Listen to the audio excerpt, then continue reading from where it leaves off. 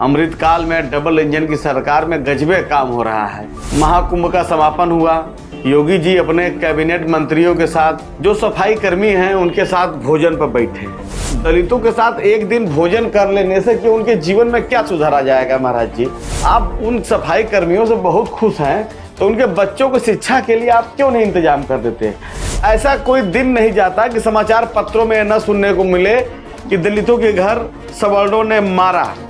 उनकी पीढ़ी जो है वो कचरा साफ कर रही है, उनको आप बगल में बिठाए, सम्मान दिए, इसका मैं बहुत स्वागत करता हूँ। कुंभ मेले में जितने भी सफाई कर्मी हैं उनसे आप बहुत खुश हैं, तो कम से कम उनके आर्थिक स्थिति के सुधार के लिए एक एक सफाई कर्मी को 1-1 लाख रुपया दे दिए होते। चुनाव में वोट लेने के खातिर एक रहोगे तो नेक रहोगे, बटोगे तो कटोगे। और चुनाव बाद क्या होता है कि मैं ठाकुर हूँ, तुम पंडित हो, वो बनिया है, वो चमार है, वो धोबी है।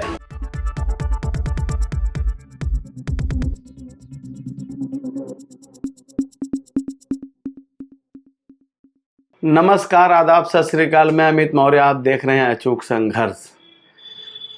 गजब गजब का काम हो रहा है। अमृतकाल में डबल इंजन की सरकार में गजबे काम हो रहा है। महाकुंभ का समापन हुआ। योगी जी अपने कैबिनेट मंत्रियों के साथ, जो सफाई कर्मी हैं, उनके साथ भोजन पर बैठे। तो दलितों के साथ एक दिन भोजन कर लेने से कि उनके जीवन में क्या सुधार आ जाएगा। महाराज जी, अब आपको सरकार चलाते चलाते इतने दिन हो गए हैं, आप उन सफाई कर्मियों से बहुत खुश हैं, तो उनके बच्चों को शिक्षा के लिए आप क्यों नहीं इंतजाम कर देते? क्या उनकी अगली पीढ़ी भी आप सफाई कर्मी पैदा करना चाहते हैं? आपके पास भी मोदी जी का गुण दिन पर दिन आता जा रहा है। मोदी जी भी इसके पहले दलितों का पांव पखारे थे, तो दलितों को पांव पखारने से उनके जीवन में क्या सुधार आ जाएगा? आप बैठे हैं, केशव मौर्य जी बैठे हैं, स्वतंत्र देव जी बैठे हैं, ब्रजेश पाठक जी बैठे हैं, चीफ सेक्रेटरी बैठे हैं, डीजीपी बैठे हैं। ऐसा कोई दिन नहीं जाता कि समाचार पत्रों में न सुनने को मिले कि दलितों के घर सवर्णों ने मारा। रोज चल रहा है, तो क्या सुधार आ रहा है? एक दिन आप अच्छा खाना खिला के उनके जीवन में क्या सुधार ला सकते हैं? योगी जी एजुकेशन, शिक्षा पर आप क्या काम कर रहे हैं? उनकी पीढ़ी जो है वो कचरा साफ कर रही है, उनको आप बगल में बिठाए, सम्मान दिए, इसका मैं बहुत स्वागत करता हूं कि आपने अच्छा काम किया। लेकिन क्या दलितों के यहाँ भोजन करने से उनके जीवन में सुधार आ जाएगा? तो रोटी बेटी का संबंध क्यों नहीं स्थापित करते? राजपूत समाज की लड़की की शादी अगर दलित समाज के लड़के के साथ होने लगे तो सामाजिक समरसता अपने आप आ जाएगी। और दलित समाज की बेटी राजपूत समाज की बहू बनेगी तो ऑटोमेटिक जातिवाद खत्म हो जाएगा।